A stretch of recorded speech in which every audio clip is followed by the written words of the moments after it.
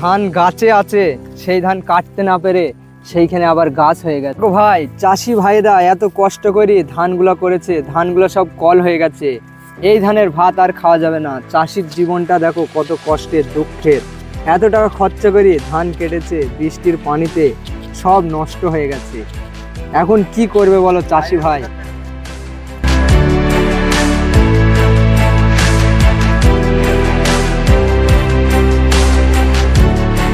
ভাই ধান গাছে আছে, সেই ধান কাটতে না পেরে সেইখানে আবার গাছ হয়ে গেছে। এই দেখো চাষি ভাই, দেখো কত কষ্ট করি, মেহনত করি এই ধানগুলো লাগিয়েছিল।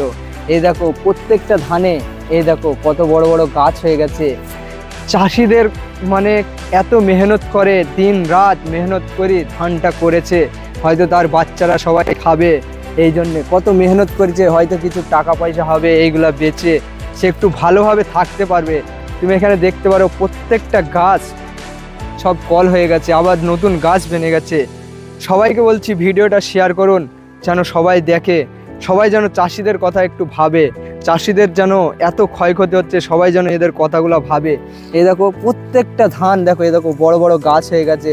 সরকারের কাছে সবাই শেয়ার করো ভিডিওটা, আর সরকারের কাছে যেন ভিডিওটা সরকারের লোক যেন দেখে, যে চাষিদের জন্য কিছু একটা ভালো কিছু একটা উপায় বার করে। এই জন্যে দেখো এই ধান আর না কাটা যাবে, না আর খাওয়া যাবে। দেখো মাঠে কত পানি, এই পানিগুলা চাষি রাই শস্যে বুনবে বলে রেখেছিল। এখন ধরো আর রাই শস্য হবে না, ধান কাটতে পারলো না চাষি, ধান পুরো কল হয়ে গেছে। সকল মানুষের কাছে আমার নিবেদন আর আবেদন, একটা মানুষ এই ভিডিও শেয়ার করে আর সরকারের কাছে যেন পৌঁছে দেয়। আর ধানগুলো সব কল হয়ে গেছে। প্লিজ সবাই বেশি বেশি করে শেয়ার করুন। এক হাঁটু পানি, এই পানি কবে শুকাবে আর কবে বা রাই শস্য হবে এই মাঠগুলায়?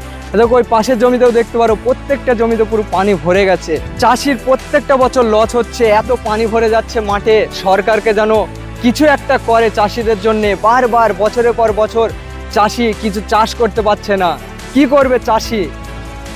অসহায় চাষি। সরকার যেন দয়া করে চাষির জন্য কিছু ভাবে। তাই আপনাদের অনুরোধ, যেন ভিডিওটা শেয়ার করো, সরকারের কাছে যেন পৌঁছে যায়। ভিডিওটা দেখে যেন সরকার কিছু একটা করে।